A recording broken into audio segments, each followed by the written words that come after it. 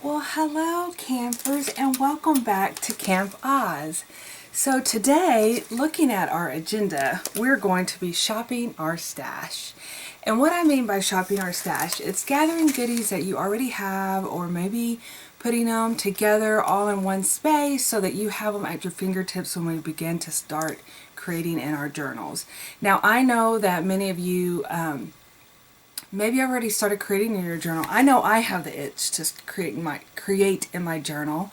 And if you do it. Feel free. Add the things we're going to be doing over the weekend. We're going to be adding some things. We're going to be painting or coloring or adding the cover to our journal. If you've already done it, lovely. I love the idea of you taking initiative and using your imagination to create. So, I wanted to kind of go over just a little bit what I plan on doing between today and tomorrow, which is shopping my stash and creating my creative station. So I've been gathering all sorts of things and I have them all over the place.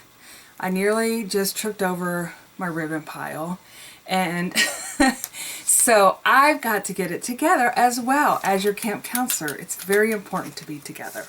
So I wanted to kind of just talk a little bit about where we are at in Camp Oz. Okay, so gathering supplies.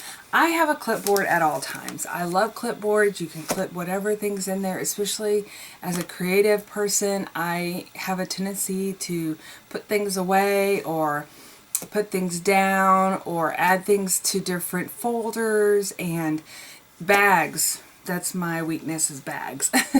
And so I always have a clipboard with my current items on it. So for example, I have our calendar of events, but I wanted to also show some printables that I purchased on Etsy. As I mentioned in the first video, there's so many amazing things you can print out on Etsy. I am a big Etsy supporter for when it's small creative businesses, and I love to support small shops. So these are actually taken from the original Wizard of Oz book. I believe this was the original Wizard of Oz book. If I'm wrong, please forgive me, but I'll just show you. They have a lot of images from there. This company is My Porch Prints. I'm going to just kind of do a little flippy through here. You can see kind of, I printed it out on sticker paper because I'm a huge sticker paper lover. So I love to be able to just cut and put on paper and not have to worry about glue so much. Now there are times that I do want things on cardstock. But for example, these little, what does she call these? Well, I call them little tags, or, maybe they're pockets, but I can just literally cut those out and add those to my journal page. We've got some little images here. So there's lots of fun things to have on Etsy. If you're looking for maybe not purchasing something but having something at your hand, at your fingertips, especially if you have a printer at home. Again, don't forget you have my printables that I'm going to be adding to my journal as well as we move through. Okay, I'm going to break it to you. We're going to the land of Oz. I know. We all know that we're going to the land of Oz, but I wanted to have the persona of still being in Kansas. We're collecting our things. The cyclone/tornado has not happened. And I want to tell you why I keep referencing the cyclone. Why does that sound all of a sudden so different for me? Cyclone/tornado. And I'll tell you why I keep referencing both. Okay. So that's my little clipboard of things that I'm going to be collecting. The other thing I'm going to be adding to my stash is, and I showed this on Instagram earlier, is my materials that I plan on doing for my journal cover. So I went to I went to a retreat in Kansas, of all places, you guys, and I know most of you know the Little Craft House. No. Oh goodness. Why is it slipping my head? I will leave a link because I have a coffee mug that goes with it and it's all rainbows, you guys. Oh, Oh, it's beautiful. It's in Newton, Kansas. And I was taught by one of our sweet attendees, how to add material onto my journal cover and making it fluffy without like literally sewing onto this. So this is my plan of action here. I went back and forth. I was going to do like I did last year with the tissue paper, but I want to get creative differently. So, and when I found this in my stash, I thought, this is what I'm going to use. So I just picked up a few ribbons and pom-poms and all the fun trims that I'm going to be adding to my journal. So I have those as part of my shopping my stash for my journal cover. Oh, and pretty lace ribbons, of course. And I will get into why all of a sudden, do you get it? Lace is a big thing right now for me with this Wizard of Oz. And I'm going to get to that in just a second. So the other thing, oh, if you ordered the kit, you've got your little kit action here. Inside the kit is this adorable little party box, right? I already made one up. Does this not remind you of Dorothy and her little gingham dress? So I'm going to be adding all sorts of supplies to this. I'm going to be adding some markers. I'm going to be adding probably more trim, and this is going to be going into my creative station as well. You can decorate the outside. You can put some, you can paint it, you can glue things. Lots of trim would be really cute on that. So that is another item that you can be playing with over the next couple of days. Let's see, what else is going in my stash? So, inside the kit, and I'm going to be using every single piece of this in my kit, is these frames and tags that came from Echo Park. If anybody has been following me for a while, I am a huge Carta Bella, Echo Park paper company supporter. Almost everything that goes into my kits as far as ephemera little packets, I buy from them. I love Simple Stories. I love them all, but these are just one of the companies that I've always adored for the last 20 years that I've been scrapbooking and memory keeping, and I just always go to them for my kits, and plus they're so easy to work with and very reliable. I don't have to wait long. I can talk to somebody. So I'm a big supporter of the company. If you're not, if it doesn't sound like it. So, yeah, so this is, so I'm going to be putting those in my journal. Poppies, we've got a poppy in the kit as well. I'm going to be adding some poppies onto, I'm going to get to that in just a moment. I'm getting a red code on my thing. Nope, it went away. Okay.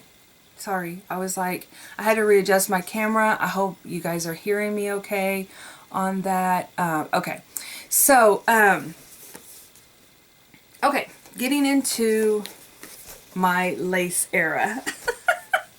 I'm reading this book. This is The Wonderful Wizard of Oz book, because I wanted to do a comparison to the movies from the 40s. So, which is most of us are familiar with. And I found out something very interesting. So at the beginning of this book, I picked this book up at Half Price Books.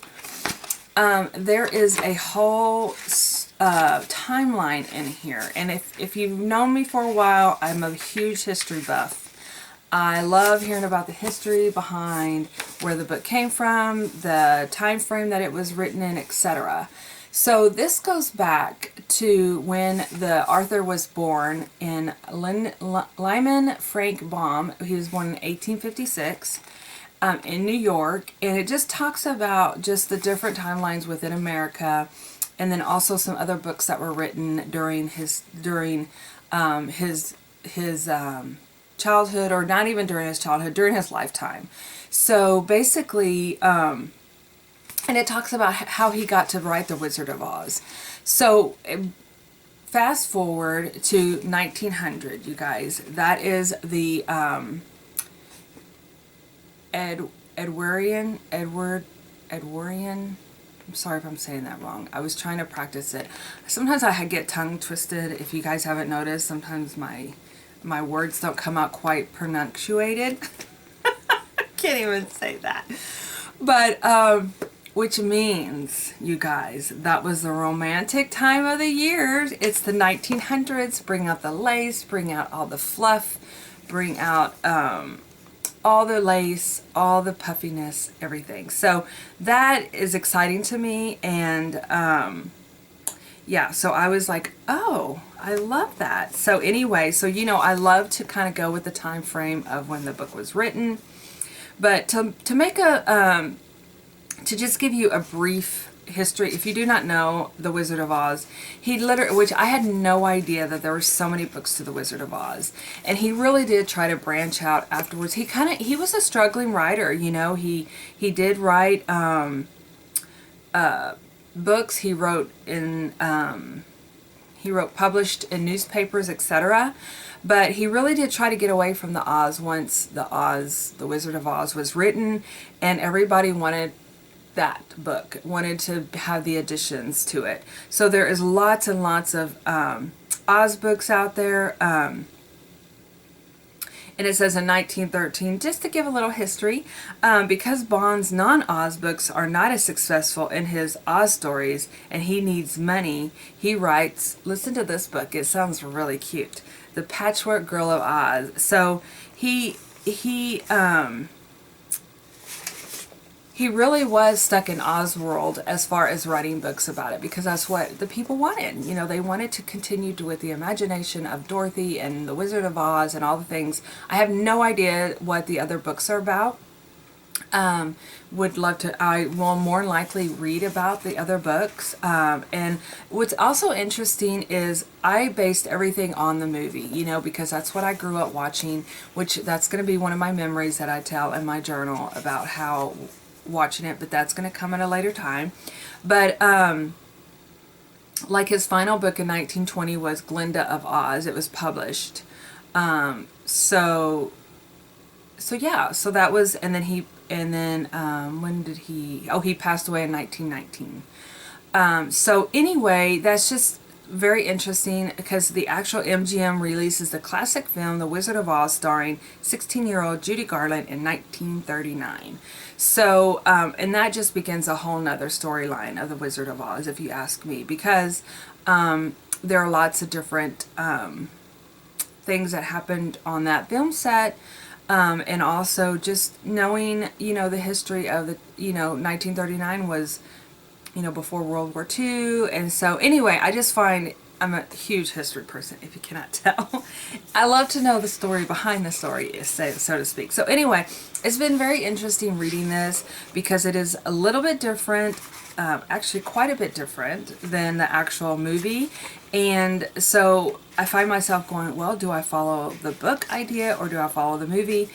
For example, I'm going to share a fun fact with you. Maybe I'm a fun fact girl. Maybe that's what it is. The fun fact is, and you guys might know this if you read the book, is that Dorothy's shoes were silver, sparkly silver in the book. But in the movie, they were ruby red because it was more of a contrast on the Yellow Brick Road.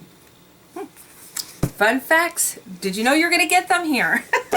Anyway, okay, so moving on. So I'm going to be gathering today all my things. Now you may be going, where are you going to put your things once you gather them? You're tripping over your ribbon as we speak. And here goes Pokey. And say, good morning, Brazos. So I'm going to show you guys what I did for a couple camps a while back that I create my creative station. So this is my box that I created. I'm going to leave a link below because I did do this on online on YouTube, and so you guys can see how I created this. This is the inside. This is where when you're at camp you can put all the different things in here. These are little bitty clips. Now you may ask, why are you not using your camp box? This is like those trunks when you go to camp, right? And you can tell it's full of, it's actually full of book pages from other books. But this is what I'm going to be using for Camp Oz. So I am a train case guru, collector. I love train cases. Love, love, love.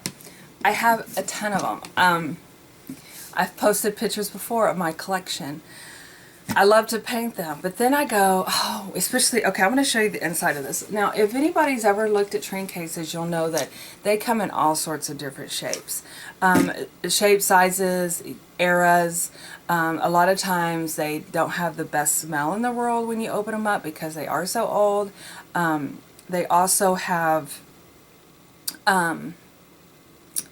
they're not in the greatest condition. This one is in superb condition. I'm going to show you the inside of it. That's why I've been leery about doing anything with this. But at the beginning of the year, I decided, you know what, I'm going to make things mine, right? Like, what I mean by that is I'm going to paint them. I'm going to color them. I'm going to add all different kind of things within them to make them mine. And this green, does it just not scream Wizard of Oz? I agree. But look at the inside of this. It is like perfect. There is no rips. There is no tears. I thought I had a key to it, but the pockets are in excellent... I thought I had a key in here for some reason. The pockets are in excellent shape. So I'm extremely happy with this train case. I've kind of gotten a little bit more selective in my years of collecting them because I am so picky about them. But what I'm going to do is I am going to probably leave the outside green. I thought about doing like a whole scene, but I think what I'm going to do is, do y'all want to know already what my plan is? Okay. I'm going to paint poppies, right? So you're going to have your red poppies. Look at the contrast, how cute that will be. So I'm going to do like bold red poppies on the outside. And on the inside, right here, I'm going to do a little scene right here with rainbows and with a large rainbow. And I'm going to do the Wizard of Oz with the yellow brick road and poppies on it as well. And then for the inside, I'm just really happy with it. So I don't know if I'm even going to do anything. I may take the tissue paper that came on our journal covers and put that in the bottom here just to add a little bit more contrast. And you know I'm going to have to be decking it out with some pom-poms and whatnot, pom-pom trim and some different trim around the inside. So I was really pleased when I found out that it did not have the mirror in it because I was like, oh, what am I going to do? Because I really wanted to put a scene in here.